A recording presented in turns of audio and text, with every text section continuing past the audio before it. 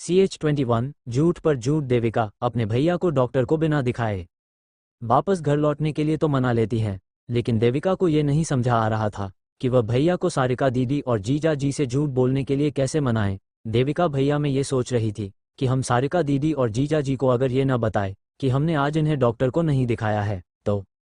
देविका अपने भैया से अकेले में कहती है, जब यो लोग रास्ते में लौटते समय एक जगह चाय पीने रुके थे। एक भैया, लेकिन अब ये क्यों? क्या चल रहा है तेरे दिमाग में आखिर? भैया देविका से परेशान होकर पूछते हैं। देविका, नहीं नहीं भैया, आप मुझे गलत समझ रहे हैं। बात यह है कि सारिका दीदी को अच्छा नहीं लगेगा ना अगर हम ये कहेंगे तो कि आज हमने इन्हें दिखाया ही नहीं। आखिर ये उनके भाई है और इनकी तबीयत को लेकर वो थोड़ा परेशान भी हो जाती है, इसलिए बेवजह ही उन्हें टेंशन होगी। भैया मैं जानता हूँ कि उन्हें टेंशन हो रही है, लेकिन ये झूठ बोलकर उन्हें अच्छा लगेगा क्या? पहले तुम्हारा डॉक्टर को न दिखाना और अब ये नाटक। तुम पागल हो गई हो देविका। भैया देविका पर जोर से चिल्लाते हुए कहते हैं। देविका, नहीं भैया, मेरा विश्वास कीजिए आप, मैं कोई नाटक नहीं कर रही हैं। मैं तो बस इतना कह रही हूँ कि अगर हम सारिका दीदी और जीजा जी को ये कह देंगे कि हो हमने इन्हें डॉक्टर को दिखा लिया है और अभी तो डॉक्टर ने दवा दे दी है, अगले हफ्ते फिर बुलाया है। घबराने की कोई बात नहीं है, बस वैसे भी दिल्ली तो दिखाने जा ही रही हूँ, इससे उन्हें भी टेंशन नहीं होगी और 1 महीने बाद ही तो उनकी बेटी की शादी है, उन्हें वैसे भी शादी की तमाम टेंशन होगी। बस इसलिए भैया। देविका भैया के सामने अपनी अपनी आंखों में आंसू भर लेती है और दीदी के लिए दिल में बहुत ज़्यादा फिक्र दिखाते हुए कहती हैं। भैया थोड़ी देर सोचने लगते हैं। भैया, मुझे नहीं लगता देविका कि तुम ये सब ठीक कर रही हो, लेकिन फिर भी ठीक है, बस तुम्हारे लिए पहली और आखिरी बार ऐसा कर रहा हूं मैं, लेकिन मुझे कोई गड़बड़ नहीं चाहिए, याद रखना। देविका, नहीं नहीं भैया, बिल्कुल नहीं, गड़बड़ कैसी? भैया लेकिन देविका, अगर अर्नव ने उन्हें बता दिया तो? भैया देविका से अर्नव की कहते हैं कि मुझे तुमने बता दिया, पर अगर अर्नव ने उन्हें बताया तो तुम क्या करोगी फिर? देविका, वो सब आप मुझ पर छोड़ दो। देविका मन ही मन खुश हो रही थी, क्योंकि अभी तक वो जो कुछ भी करने की सोचती हुई आ रही थी उसके वो सारे काम हो रहे थे। शाम में देविका, अर्नव और भैया सारिका दीदी और जीजा जी के घर पहुंच जाते हैं। सारिका दीदी और जीजा जी देविका से पूछते हैं, जी जी जी, हम तो यहाँ इंतजार कर रहे थे। देविका, तुमसे कहा तो था मैंने कि जाने से पहले यहाँ होते हुए जाना, कम से कम तुम्हें बताना तो चाहिए था हमें एक बार, तुमने ये बताना भी जरूरी नहीं समझा। अर्नव, मैंने तो बहुत कहा था। जीजा जी इनसे अर्नव जैसे ही कहने लगता है। देविका बीच में ही अर्नव की बात काटते हुए कहने लगी, अरे आप तो रहने ही दो जीजा जी, वो क्या हैं? डॉक्टर की क्लिनिक पर हमने सुबह फ़ोन किया था तो हमारा नंबर जल्दी आने वाला था, इसीलिए हम सीचे ही निकल गए थे। देविका की इस बात से सारिका दीदी और जीजा जी को बिल्कुल भी अच्छा नहीं लगा, क्योंकि कुछ भी हो फ़ोन तो तब भी कर ही सकते थे, पर वो भी नहीं किया। सारिका को मन ही मन लग रहा था जैसे देविका उन्हें ले जाना ही नहीं चाहती थी, और उसके भैया ने भी उससे नहीं कहा जब तक भैया और जीजा जी बात कर रहे थे और देविका भी वहीं बैठी हुई थी। तभी अर्नव उठकर धीरे से सारिका दीदी के पास आकर बैठ जाता है और सभी के सामने उनसे एक कप अच्छी सी चाय पीने के लिए कहता है। इसलिए सारिका दीदी उठकर सभी के लिए चाय बनाने के लिए बली जाती हैं और अर्नव भी दीदी के पीछे ही किचन में चला जाता है। अर्नत, दीदी, मुझे आपसे अकेले में कुछ बात करनी है देविका के बारे में। अर्नव जैसे ही दीदी से ये कहता है और इससे पहले कि वो अपनी दीदी से कुछ और कह पाता, देशिका वहाँ रूम में भैया और जीजा जी के पास अर्नव को न पाकर शक करने लगती हैं और जल्दी से अंदर आती है कि कहीं ये दीदी को बता न दे कुछ। देविका के आने की आवाज़ सुनकर अर्नव तेजी से वॉशरूम में चला जाता है, जिससे कि देविका को उस पर शक न हो। देविका, दीदी ये कहा है, वहाँ भी नहीं है और अंदर भी नहीं है। सारिका वॉशरूम गया है वो। देविका हंसते हुए, अच्छा दीदी, वो क्या है ना, आजकल मुझे इनकी बहुत फिक्र होती है। सारिका, हाँ वो तो ज़रूरी भी है, कोई तो उसका अपना 24 घंटे उसके पास होना ही चाहिए। देविका से कहकर सारिका दीदी सभी के लिए चाय लेकर जाती है, लेकिन अंदर रूम में सभी के साथ अर्नव नहीं था, इसलिए दीदी अर्नव की चाय लेकर बाहर बालकनी में देखने जाती हैं। अर्नव वहां बाहर अकेला बैठा हुआ था और कुछ सोच रहा था। सारिका किचन में तब क्या कह रहा था अर्नव? सारिका दीदी अर्नव से बहुत धीमी आवाज में पूछती है। अर्नव दबी हुई आवाज में, ये देविका कहाँ है दीदी? सारिका, अंदर हैं अभी तो बच्चों के साथ। अर्नव, ये देविका बहुत चालाक हैं दीदी, और हर बात पर झूठ बोलती हैं, इसकी किसी भी बात। घर कभी विश्वास मत करना, मुझे तो लगता है कि ये सब मिले हुए है। जैसे आज ही देख लो, हम गए तो थे डॉक्टर को दिखाने, लेकिन इससे पहले जर्नव दीदी से आगे कुछ कह पाता। देविका, क्या बातें हो रही हैं अकेले में दीदी से? क्या कह रहे हो आप दीदी से? अर्नव, मैं क्या कहूँगा, हम तो बस चाय पी रहे हैं। अर्नव देविका की ओर देखकर कहता है। सारिका, क्यों, कुछ कहना था क्या अर्नव को? सारिका दीदी देविका से पूछती हैं। देविका, नहीं नहीं, मैं तो बस ऐसे ही पूछ रही थी दीदी। उधर विकास अपनी पत्नी के बार बार उस पर शक करने से परेशान हो गया था, और अगले कुछ ही दिनों में अर्नव के साथ साथ विकास की पत्नी श्वेता की भी तबीयत लगातार बिगड़ती ही जा रही थी। विकास आए दिन अपने घर के बाकी लोगों के सामने श्वेता को डांटता रहता था कि वह अपना ध्यान यूं नहीं रखती है, उसकी हालत बिगड़ रही है, और इसलिए अब विकास कुछ दिनों से श्वेता की बहुत केयर करने लगा था। और एक दिन विकास श्वेता के पास आता है जब श्वेता अपने बेड से भी ठीक से नहीं उठ पा रही थी। विकास, बेटा उठो, खाना खा लो, देखो मैं तुम्हारे लिए खाना लाया हूँ। चेता विकास के हाथ से कुछ निवाले खाकर लेट जाती हैं, और फिर विकास अपने ऑफिस चला जाता है। थोड़ी ही देर बाद श्वेता और विकास का बेटा समर बेटा के पास आता है और कहता है, मम्मी उठी, लेकिन श्वेता कोई जवाब नहीं देती हैं। समर भागकर अपनी दादी को बुलाकर लाता है। दादी, देखो मम्मी बोल नहीं रही है, कब से उठा रहा हूँ। तभी दादी श्वेता को देखकर विकास को फ़ोन करती हैं। फिर श्वेता को सभी तुरंत हॉस्पिटल ले जाते हैं। डॉक्टर, इनके बचने की उम्मीद न के बराबर है, ये कोमा में जा चुकी हैं। चेकअप से तो दवाओं के साइड इफ़ेक्ट्स की वजह से लगता है, और इन्हें स्ट्रोक आया है, और फिर अगले 15 दिनों में ही श्वेता दम तोड़ देती हैं। इधर विकास की पत्नी श्वेता, जो अच्छी भली थी, उसकी अचानक से ही इतनी तबीयत बिगड़ना और इस दुनिया से चले जाना कोई साधारण बात नहीं थी। उधर अर्नव की भी कंडीशन लगातार खराब ही होती जा रही थी, इतने सारे और अच्छे डॉक्टर्स को दिखाने के बाद भी। लेकिन क्यों? आखिर क्या हुआ था श्वेता के साथ, और क्या हो रहा था अर्नव के साथ कि उसकी हालात बिल्कुल भी सुधरने की नाम ही नहीं ले रहे थी। कई डॉक्टर्स को दिखाने के बाद भी फिर भी देविका और विकास अब पहले से ज़्यादा खुश रहने लगे थे। आखिर क्यों? कौन था श्वेता की मौत और अर्नव की इस हालत का जिम्मेदार? जानने के लिए पढ़ते रहें और बने रहें पॉकेट नॉवल पर। और मेरी नॉवल आपको अच्छी लगे तो please like, comment and share करें।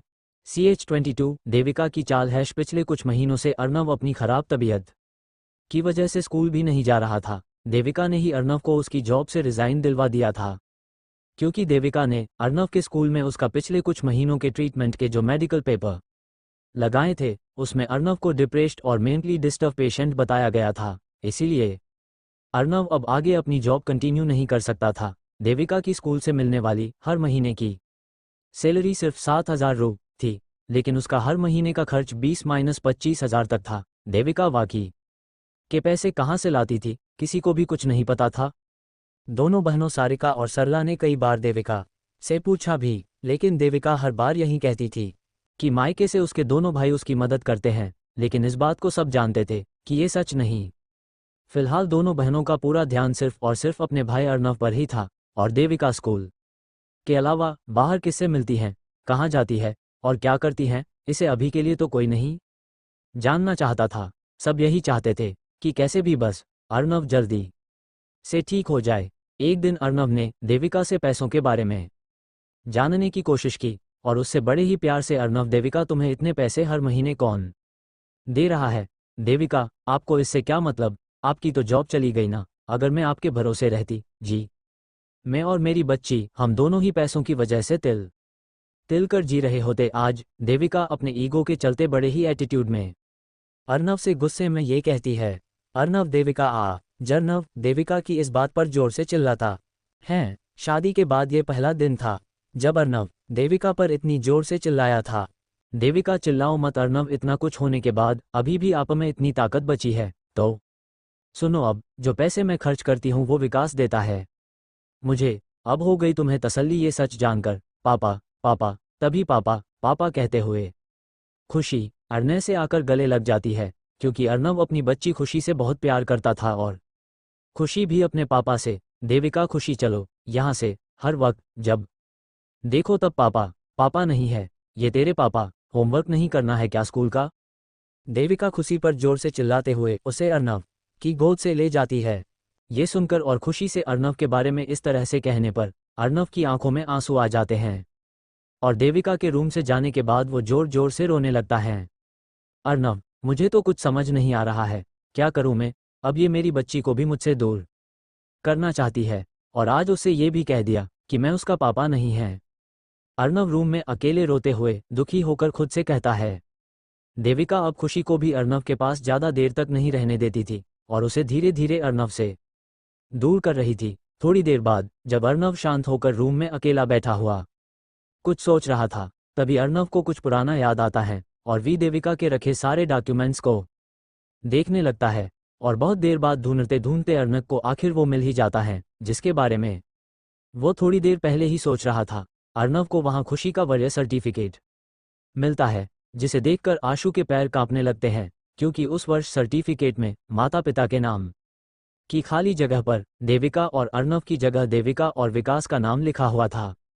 थोड़ी देर पहले अर्नव के मन में अचानक यही ख्याल आया था कि देविका ने खुशी से ये क्यों कहा कि मैं उसका पापा नहीं हूं। देविका बिना मतलब तो कुछ नहीं बड़बड़ाती और वही हुआ जिसका अर्नव को डर था। हालांकि अर्नव का शक ठीक भी था क्योंकि देविका एक बार पहले भी विकास के बच्चे की मां बनने वाली थी और अब ये खुशी भी मेरी नहीं विकास की बेटी है। क्या इसलिए देविका बार बार अपने मायके जाती थी क्योंकि वहां विकास था और उसी से वो मिलने जाती थी? अर्नव को ये नहीं पता था कि देविका उसके साथ इतना बड़ा विश्वासघात करेगी। इधर अर्नव को देविका के एक और झूठ के बारे में पता चलता है। उधर देविका निशांत और बर्नाली से अर्नव का प्रॉपर्टी में हिस्सा देने के लिए कहती है। अगले दिन सुबह नाश्ते के थोड़ी देर बाद अचानक ही अर्नव चक्कर खाकर जमीन पर गिर जाता है। उसे दौरा पड़ने लगता है। ये अर्नव के जीवन में पहली बार था जब अर्नव को दौरा पड़ा था। कुछ देर बाद देविका रूम में आती है और अर्नव को जमीन पर गिरा हुआ देखकर हड़बड़ा जाती है। देविका, अरे इन्हें क्या हो गया? निशांत भैया, वर्णाली भाभी। देविका की इस तरह की चीखने की आवाज सुनकर निशांत तेजी से वहां पहुंचता है और अर्नव इस तरह जमीन पर गिरा हुआ देखकर वो डर जाता है। देविका, देखो भैया, इन्हें पता नहीं क्या हो गया। निशांत जल्दी से अर्नव को हॉस्पिटल ले जाता है। देविका तेज तेज रोने लगती है और रोते हुए, अगर भाभी इन्हें कुछ हो गया तो मेरा क्या होगा? मेरी बच्ची। चूंकि अर्नव की शादी के कुछ दिन बाद से ही देविका और वर्णाली की आपस में नहीं बनती थी, इसलिए दोनों भाइयों को एक ही घर में अलग अलग होना पड़ा था। वर्णाली वैसे भी निशांत को अपने भाई अर्नव से दूर करना ही चाहती थी और अब उसका वो काम देविका कर रही थी।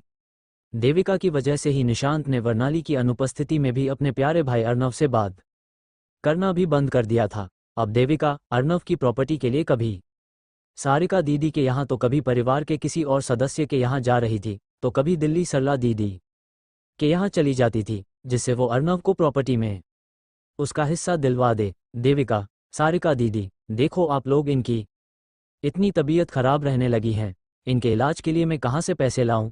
अब प्रॉपर्टी ही मेरा एक मात्र सहारा है। मायके से भी कब तक पैसे लूं मैं? और मेरी सैलरी से मेरा और बच्ची का खर्चा ही मुश्किल से निकल पाता है। मैं जानती हूं कि मैं कितनी मुश्किल से जी रही। देविका जोर जोर से रोते हुए सारिका दीदी और जीजा जी से कहने लगती हैं। और अब हर हफ्ते का देविका का यही रूटीन था, बार बार सारिका दीदी को उनके घर आकर इस तरह अपनी बेबसी दिखाना और सरला दीदी की आए दिन फोन पर रो रो कर बताना, जिससे देविका दोनों बहनों की सिंपैथी ले सके और अर्नव की प्रॉपर्टी का हिस्सा लेकर उसे अपने नाम करवा सके। देविका, सारिका दीदी, वर्णाली भाभी को तो आप सब अच्छे से जानते ही हो। उन्होंने निशांत भैया को भी अपने कंट्रोल में कर लिया है और मेरे साथ साथ उन्हें आप दोनों बहनों के भी खिलाफ कर ही दिया है। कितने सालों से उन्होंने आप दोनों बहनों से एक भी बार बात तक नहीं की। वर्णाली भाभी ने उनका आप दोनों बहनों के यहाँ आना जाना तक बंद करवा दिया। देविका सारिका से रो रो वर्णाली और निशांत के बारे में उल्टा सीधा बोलकर सारिका को उनके खिलाफ भरना चाहती थी। हालांकि ये सच था, वर्णाली के बारे में भी दोनों बहनें अच्छे से जानती थी और वर्णाली की वजह से ही उन्हें अपने भाई निशांत से रिश्ता तक खत्म करना पड़ गया था। लेकिन अर्नव की बिगड़ती तबीयत और देविका की इन बातों की वजह से उसके पीछे का सच कोई नहीं जानता था सिवाय अर्नव के, और अर्नव की तबीयत तो लगातार बिगड़ ही रही थी और सिर्फ यही एक वजह थी कि दोनों बहनें देविका का सपोर्ट कर रही थी। सिर्फ अपने भाई अर्नव की वजह से देविका प्रॉपर्टी के लिए बार बार कहने सारिका के घर आ रही थी। सारिका, देविका इस बात को समझने की कोशिश ही नहीं कर रही है कि जब तक हमारे पिता नहीं कहते तब तक हम कैसे कह सकते हैं, और उनकी भी तो इच्छा होनी चाहिए, और वो खुद इस वक्त कैंसर से जूझ रहे हैं। तो नहीं जानती क्या सरला? निशांत ही तो उनका ट्रीटमेंट करवा रहा है और वर्णाली तो ये कैसे भी नहीं होने देगी। तू बता सरला की अब क्या करे। सारिका और सरला दोनों देविका के जाने के बाद फोन पर बात कर रही थी। सारिका सरला को फोन पर देविका की बात बताते हुए कह रही थी, सरता, हाँ दीदी, लेकिन देविका की जगह अगर हम होते तब हम भी तो शायद यही करते, उसे भी तो अर्नव और बच्ची को देखना है। सरला फोन पर सारिका की देविका की कंडीशन समझाने की कोशिश करती, लेकिन क्या देविका का सच सबके सामने आ पाएगा कभी? और अर्नत क्या हो रहा था उसके साथ? क्या होगी देविका की अगली चाल? जानने के लिए आगे पढ़ते रह और मेरी नॉबल कैट नॉवल पर आपको अच्छी लगे तो please like, comment and share करें। 18CH23 सारिका का शक में दोपहर के 2 बजे डोरबेल बजती हैं। सारिका दीदी का पर और उनकी सबसे छोटी बेटी चारू दरवाजा खोलती है। अरे मामी आप आओ, अंदर आ जाओ मामी, खुची नहीं आई क्या आपके साथ? सारिका की बेटी चारू देविका को दरवाजे पर देखकर उससे खुशी के बारे में पूछती हैं। नहीं चारू, खुशी घर पर है, आज यो स्कूल नहीं गई थी। दीदी कहाँ है? देविका चारू से सारिका दीदी के बारे में पूछती है। मम्मी बस अभी लेट गई थी, कल पास में ही माता के मंदिर में जागरण था तो यहाँ गई थी। आज रात भर सोई नहीं, इसलिए सो रही थी, चारू देविका से कहती है। तो उन्हें मत उठाओ, दीदी को सो जाने दो, रहने दो चारू। देविका चारू से दीदी को बुलाने के लिए मना करती हैं। नहीं मामी आप बैठो, मैं बुलाकर लाती हूँ। चारू देविका से बैठने के लिए बोलकर दूसरे रूम में मम्मी को बुलाने जाती है। मम्मी मम्मी, देविका मामी आई हैं, कुछ परेशान सी लग रही हैं और वो से भी रही हैं। चारू सारिका को उठाते हुए कहती हैं। सारिका देविका के रोने की खबर सुनकर चौंक कर उठते हुए, अरे कहीं कोई बात तो नहीं हो गई? चारू तूने पूछा मामी से कि क्या हुआ? अच्छा रहने दे, मैं जाती हूँ, मामी के लिए पानी लेकर आ जा। सारिका चारू से पानी लाने के लिए बोलकर देविका के पास जाती है। देविका क्या हुआ, स्कूल से ही आ रही है क्या? सीधे तारांकन? सारिका देविका से पूछती हैं। हाँ दीदी। देविका हाँ कहते ही जोर से रोने लगती हैं। क्या हुआ देविका, क्या बात है, तू रो क्यों रही है? सारिका देविका के रोने की वजह से घबराकर उससे से रोने की वजह पूछती हैं। दीदी जब से शादी हुई है मेरी, निशांत भैया और वर्णाली भाभी ने मुझे बहुत परेशान कर लिया। हर चीज़ के लिए मुझे परेशान होना पड़ता है। पिताजी की ज़मीन में से जो भी पैसे आते हैं उस पर इनका भी तो हक है ना, पर नहीं, कभी उन्होंने अपने भाई को कुछ भी नहीं दिया। क्यों? देविका रोते रोते सारिका से निशांत और वर्णाली की शिकायत करने लगती है।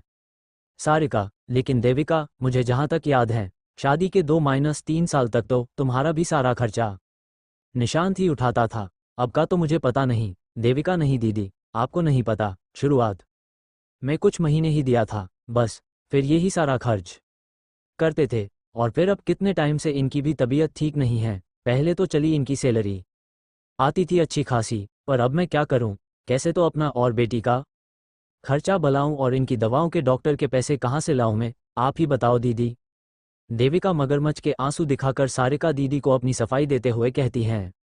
हाँ देविका, मैं अच्छे से समझ सकती हूँ, हम सब हैं तो तेरे साथ, और अगर किसी चीज़ की ज़रूरत है तो बता हमें। सारिका देविका को चुप कराते हुए उसके आंसू पोंछते हुए कहती है। तभी देविका एकदम से ही और जोर जोर से रोने लगती है और कहती हैं, और तो और दीदी, ये वर्णाली भाभी तो इन्हें मारने पर ही तुली हैं। इन्हें गलती से भी अगर कुछ हो गया तो मैं क्या करूंगी दीदी? मेरे लिए तो जैसे भी हैं बस यही अर्नव सब कुछ है। आखिर मेरे पति है और मेरी बच्ची के पिता हैं। सारिका क्या हुआ, ऐसे कैसे कह रही है? देविका मानती हूं कि वर्णाली ने निशांत को सबसे दूर कर दिया है, क्योंकि वो अकेले अपने बच्चों और निशांत के साथ चैन से रहना चाहती थी शुरू से ही। लेकिन वर्णाली ऐसा तो कुछ नहीं कर सकती देविका, मैं इतने साली से जानती हूँ उसे, और निखार्द हम सबसे दूर जरूर हो गया है, लेकिन वो आज भी अर्नव से उतना ही प्यार करता है। सारिका देविका को समझाते हुए कुछ भी वे वजह सोचने और बोलने के लिए मना करती हैं। देविका मैं निशांत भैया की नहीं कह रही हूँ दीदी, लेकिन वर्णाली भाभी और अयान बहुत चालाक हैं, उनके दिमाग में हर समय बस कुछ न कुछ षड्यंत्र चलता रहता है। देविका चालाकी बताते हुए वर्णाली के ऊपर सारा शक डालते हुए सारिका दीदी को कन्वेंस करने की कोशिश करती हैं। सारिका देविका, तुझे अभी वर्णाली के साथ वक्त ही कितना हुआ है? 5-6 साल, बस उसमें भी तुम दोनों अलग रह रही हो। लेकिन मैं वर्णाली को 15 सालों से जानती हूँ, वो सब कुछ कर सकती है, लेकिन ऐसी मारने वाली हरकत नहीं कर सकती। और तू ऐसा किस वजह से कह रही है? सारिका देविका से इस तरह वर्णाली और अयान पर शक करने का कारण पूछती हैं। देविका ये देखो दीदी, ये दवाई कल सुबह मुझे इनके पास से मिली थी। ये डॉक्टर की वो दवाइयाँ नहीं है जो इन्हें दी थी। मैं खुद इन्हें इतने टाइम से दवाइयाँ खिला रही हूँ, पर ये वो दवा नहीं है। मैंने इनसे पूछा तो इन्होंने बताया कि मेरे जाने के बाद कभी कभी भाभी और अयान आते हैं और ये दवा खिलाते हैं बहुत दिनों से। आज मैं मेडिकल पर पूछ कर आई हूँ। ये दवा स्लो पॉइजन है किसी भी इंसान के लिए। देविका सारिका दीदी को वो सारी दवाएं दिखाते हुए कहती हैं। लेकिन सारिका को देविका की इन सब बातों पर जरा भी विश्वास नहीं हो रहा था। लेकिन वो करती भी क्या, आखिर देविका के पास सबूत था और अर्नव की तबीयत भी तो खराब ही थी और इतने सारे ट्रीटमेंट के बाद भी लगातार बिगड़ ही रही थी। देविका की बात पर विश्वास करना उनकी मजबूरी थी, सिर्फ अर्नव के लिए, क्योंकि सारिका यही चाहती थी कि उनका भाई बस जल्दी से अच्छा हो जाए और वो पैसों से, बाकी हर तरह से अपने भाई अर्नव के लिए उसकी मदद करती थी। सारिका देविका की सारी बातें सुनकर मन ही मन सोचते हुए एक पल के लिए कहीं खो सी गई थी। सारिका, हे भगवान, सच कहूँ अगर तो मुझे तो वर्णाली की जगह देविका पर ही शक हो रहा है। न जाने क्यों, पर बार बार मन में मेरे यही ख्याल आता है। पर एक सच ये भी है कि वहीं तो अर्नव का ट्रीटमेंट करवा रही है, कभी भोपाल कभी दिल्ली डॉक्टर को दिखाने ले जा रही हैं। स्कूल जाकर अपनी बच्ची को भी पाल रही टीएच है। वो खुद ऐसा तो नहीं कर सकती और अपने ही पति के साथ क्यों करेगी तारांकन? देविका को एकटक देखते हुए सारिका अपने मन में ये सब सोच रही थी। तभी देविका सारिका के हाथ को हिलाते हुए पूछती है, क्या हुआ दीदी, आप कहाँ खो गई? क्या सोच रही थी आप? सारिका, वो कुछ नहीं देविका, मैं बस वर्णाली और अयान के बारे में ही सोच रही थी कि अगर उन्होंने ऐसा किया है तो वो पैसों के लिए कितने गिर गए हैं। ईश्वर उन्हें इसकी सजा जरूर देगा, क्योंकि मेरे अर्नव ने कभी किसी का भी बुरा नहीं चाहा। सारिका लंबी सांस लेते हुए, खैर ये तो वक्त ही बताएगा। चारू, मामी के लिए अच्छी सी चाय बनाकर सा और पहले खाना ले आना। सारिका देविका को वर्णाली के बारे में सोचने की झूठ बोलकर अपनी बेटी चारू से मामी के लिए खाना और चाय लाने के लिए कहती हैं। देविका, नहीं दीदी, खाना तो मैंने स्कूल में खा लिया। चारू, मैं बस चाम ही लूंगी। सारिका दीदी से ये कहकर देविका अपने मन में सोचने लगती है, मुझे लगता है दीदी को मेरी बातों पर यकीन हो गया है।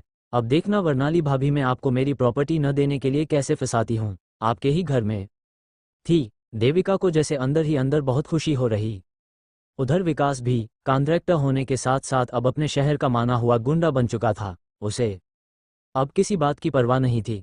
पैसा और गुंडागर्दी दोनों ही उसके पास थे और विकास की वजह से देविका को भी बहुत हिम्मत थी। विकास के दम पर ही देविका अर्नव के नाम पर होने वाली प्रॉपर्टी और उसका पैसा खुद हड़पना चाहती थी। तो फिर वाकई में मजबूर कौन था, देविका, अर्नव, वर्णाली या फिर दोनों बहनें सारिका और सरला, जो अपने भाई के लिए हर तरह से देविका की मदद करने में लगी हुई थी। लेकिन अर्नय के साथ जो कुछ भी हुआ और आगे जो भी होगा, उसके पीछे आखिर किसका हाथ है? क्या विकास देविका से सच में प्यार करता है या वे भी उसकी कोई चाल है देविका को फंसाने की? जानने के लिए आगे पढ़ते रहे और बने रहें पाक कैट नॉवल पर। और मेरी नॉवल आपको अच्छी लगे तो please like, comment and share करें।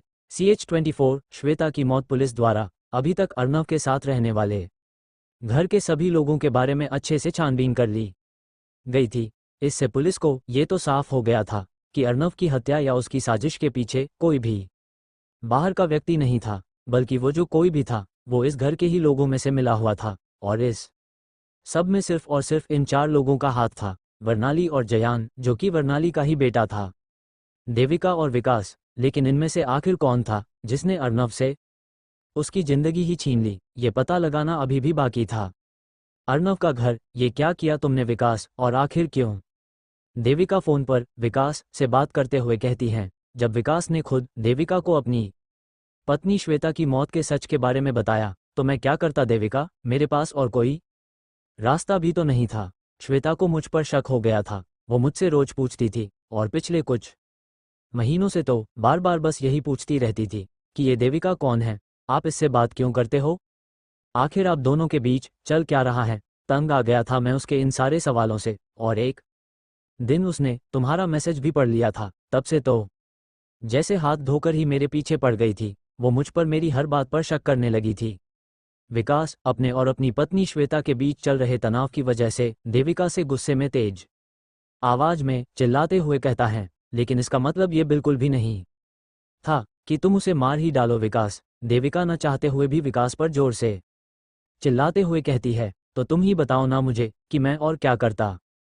फिर हमने प्लानिंग भी तो की थी ना साथ में, और तुम तो ऐसे बिहेव कर रही हो जैसे कुछ जानती ही नहीं थी। विकास देविका से थोड़ा चिढ़ते हुए तेज आवाज में कहता है। जब विकास देविका से ये बात कह रहा था तब देविका ये सुनकर बहुत दुखी हो जाती है और रोते हुए जोर से तेज आवाज में विकास से कहती है, हाँ हो मानती हूँ विकास कि हमने की थी प्लानिंग, लेकिन किसी को मारने की नहीं, समझे तुम। विकास हाँ मैं तो समझ रहा हूँ, लेकिन तुम्हें भी तो समझना चाहिए, और वैसे भी हम जो उनके साथ कर रहे हैं उससे वो कुछ साल बाद तो वैसे भी मर ही जाते, तो अभी क्यों नहीं।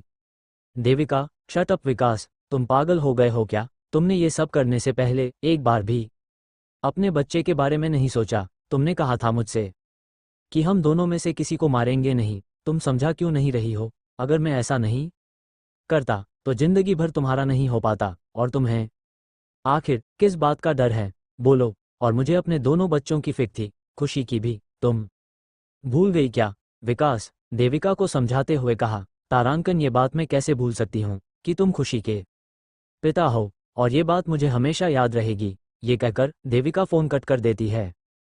श्वेता की मौत के पीछे विकास का हाथ होगा, और वो उसे इतनी बेरहमी से मार देगा, ये बात देविका ने कभी सोची भी नहीं थी। और श्वेता की मौत की वजह देविका को अंदर ही अंदर बहुत बेचैन कर रही थी। इसीलिए देविका ने अगले कुछ दिनों तक विकास से बात भी नहीं की, और न ही देविका इस वजह से ठीक से सो पा रही थी। देविका के इस बर्ताव से विकास ने अब उसे हर महीने के खर्चे के लिए पैसे भेजना बंद कर दिया था, और अगले 3-4 महीने तक वह अपनी सैलरी से ही सारा खर्चा उठा रही थी, जो कि देविका के लिए बहुत ही मुश्किल हो रहा था, क्योंकि देविका को अब विकास के पैसों की आदत हो गई थी, और अब उसे पैसे बहुत सोच समझकर खर्च करने पड़ रहे थे। उधर खुशी भी अब बड़ी हो रही थी, उसके लिए भी देविका को पैसों की जरूरत थी। 3-4 महीनों में ही देविका बहुत बुरी तरह परेशान हो गई थी, और अब वो इस तरह से अपनी जिंदगी नहीं जीना चाहती थी। फिर एक दिन जब विकास देविका को फोन करता, अब इतने दिन हो गए, आखिर तुम अब चाहती क्या हो देविका। तुमने हमारा पूरा प्लान खराब कर दिया। मैंने कितने सपने देखे थे तुम्हें और हमारी बेटी को लेकर। विकास फोन पर देविका से परेशान होकर बोल रहा था, कुछ नहीं, मैं बस उस वक्त बहुत परेशान हो गई थी। मुझे कुछ समझ नहीं आ रहा था, और जो कुछ भी हो रहा था उसकी मैंने कभी कल्पना भी नहीं की थी, बस इसीलिए। विकास देविका फोन पर उदास होकर धीमी आवाज में विकास से कहते हुए एक गहरी सांस लेती है। तुम ही तो चाहती थी ना देविका कि हम हमेशा साथ रहे, और सिर्फ तुम्हारे लिए मैंने इतना सब किया। मेरी जगह कोई और होता तो वो इतना कुछ करता क्या, बोलो। विकास देविका को अपनी बात पर मानने के लिए ये सब कहता है। हाँ, कोई नहीं करता विकास, मैं जानती हूँ कि ये सब तुमने हम साथ रह सके इसलिए किया, वो भी मेरी इच्छा के लिए, क्योंकि मैं तुम्हारे बिना नहीं रह पा रही थी विकास। पर मैं उस वक्त बहुत डर गई थी। देविका विकास से फोन पर अपने मन की बात कह रही थी। डरने वाली क्या बात है देविका, जब मैं हूं ना तुम्हारे साथ, मैं तो पहले भी था और अब भी हूं। मैं सब देख लूंगा, तुम किसी बात की कोई टेंशन मत लो। मेरे होते हुए इन सब चीज़ों को लेकर तुम्हें डरने की ज़रूरत नहीं है। विकास देविका से सब कुछ अपने ऊपर छोड़ने के लिए कहता है, जिससे वो उसकी हर बात मान जाए, और ऐसा हुआ भी। विकास मुझे कुछ पैसों की ज़रूरत थी, अपने लिए नहीं, खुशी के लिए।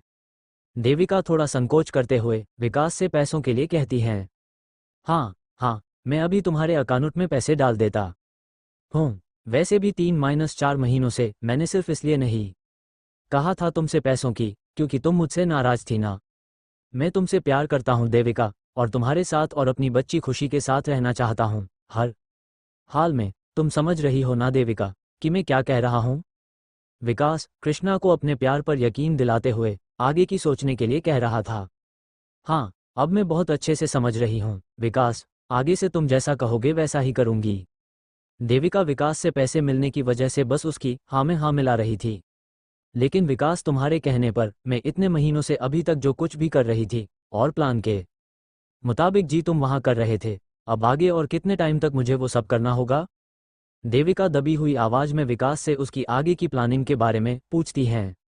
बस कुछ दिन और देविका, देखना फिर सब ठीक हो जाएगा जैसा हम चाहते हैं, और जो कुछ भी हमने सोचा है विकास कृष्णा को तसल्ली देते हुए आगे कुछ दिन और सब्र रखने के लिए कहता है। विकास लेकिन देविका, वो निशांत वाला काम हो गया क्या? देविका अभी नहीं, विकास कहकर देविका फोन रख देती है। आखिर किस बारे में कह रही थी देविका, जो वो विकास के कहने पर पिछले कुछ महीनों से कर रही थी, और वहां उधर विकास भी वहीं कर रहा था। और निशांत के किस काम के बारे में पूछ रहा था विकास? आखिर क्या था विकास और देविका का प्लान? क्या विकास अर्नव के हिस्से में आने वाली प्रॉपर्टी हड़पना चाहता था? लेकिन क्यों? विकास तो पहले से ही काफी रिच था, फिर उसे प्रॉपर्टी से क्या लेना था? जानने के लिए आगे पढ़ते रहे। और मेरी नॉवल आपको अच्छी लगे तो please like, comment and share करें। CH25 negative mind hash. Sunday का दिन, सुबह के 11 बज रहे थे। अर्नव रूम में लेटा हुआ था। अपने अंदर वह पहले से बहुत वीकनेस फील कर रहा था। वह अब ठीक से खड़ा भी नहीं हो पा रहा था। तभी देविका रूम में अर्नव के पास आती है। देविका, ये लो, आपकी दवा का टाइम हो गया है। देविका अर्नव के पास बेड पर बैठकर उसे दवाएं देते हुए कहती है। अर्नव देविका से गुस्सों में कहता है, नहीं खानी मुझे, फेंक दो इन सारी दवाओं को।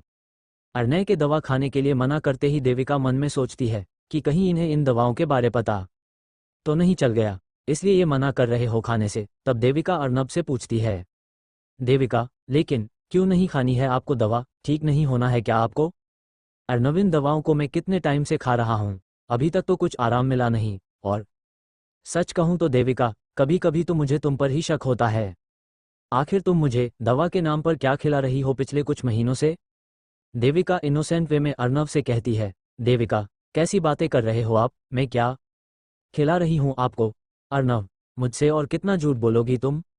मैं जानता हूँ कि खुशी मेरी बेटी नहीं है। तुमने एक बार नहीं, कई बार मुझे धोखा दिया है। एक तो शादी से पहले वो अबॉर्शन, और फिर अब खुशी भी। देविका, जरे पहले आप ये दवा तो खा लो, फिर ये बातें तो हम आराम से करते रहेंगे। चलिए मुंह खोलिए। अर्नव हाथ से उन दवाओं को दूर फेंक देता है। देविका, ये क्या किया आपने? इस तरह दवा नहीं फेंकते। देविका उन दवाओं को उठाकर लाती है।